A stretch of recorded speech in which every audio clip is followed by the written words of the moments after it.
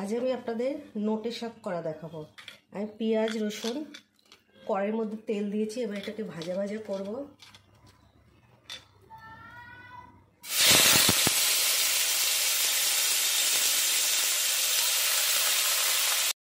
আমার পেঁয়াজ রসুনটা ভাজা হয়েছে, এবার আমি শাকটা দিচ্ছি।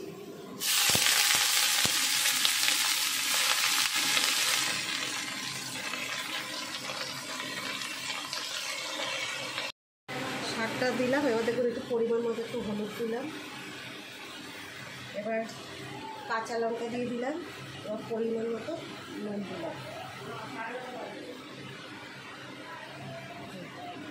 এবার ঢাকা দিয়ে রাখবো। শাকটা পুরো মিশে গেছে, কি সুন্দর হয়ে গেছে। এবার আমি একটু পরিমাণ মতো একটু চিনি দেবো, তারপরে এই ধনে পাতাটা রেখেছি ধুয়ে, এই ধনে পাতাটা নিচে দিয়ে দিলাম। এবার নাড়িয়ে চাড়িয়ে